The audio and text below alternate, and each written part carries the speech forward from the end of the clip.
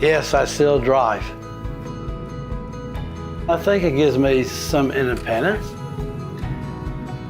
I got initially diagnosed with Parkinson in 2014. About a year later, I got diagnosed with what they call Lewy body dementia. Long term, I think it's just brought us a bit closer as a family, and we've learned new things about each other and learnt different ways in how to work as a family together to get obviously the best thing for Dad.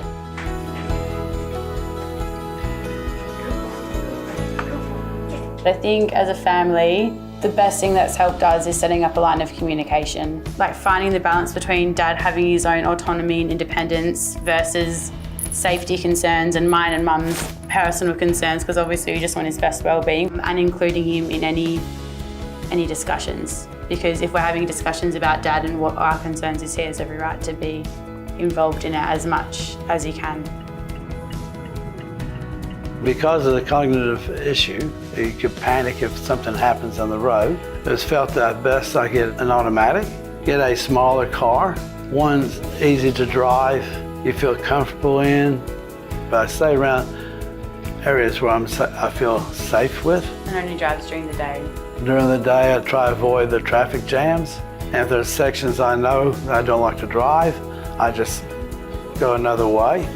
I use public transport. Yes. So I know all the buses that go. I know the train stations down there. No more than the average person, to be honest. Yeah. It's really good for the social aspect. Yeah, feeling of living a meaningful life, and then it makes you healthier and feeling as if you belong, giving you identity, a role in the community.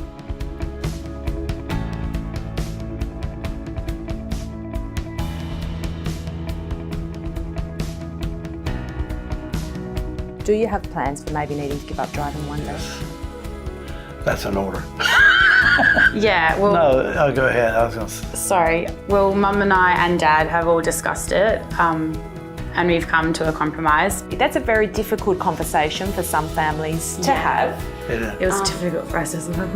I think sometimes what it comes down to, and this is no offence, but sometimes Dad doesn't realise how much he has regressed. Having to tell him that is always hard. I think the worst approach is the character and the driver. You can't drive. You can't do it. You might have to convince him that, so let's go do our own little driving test and make him think more objectively than reactive. I mean, it's just human nature. Michael hasn't driven for a few years now. He had a minor traffic incident, and we spoke to the doctor, and he said no, he shouldn't be driving anymore. And now I've become your chauffeur.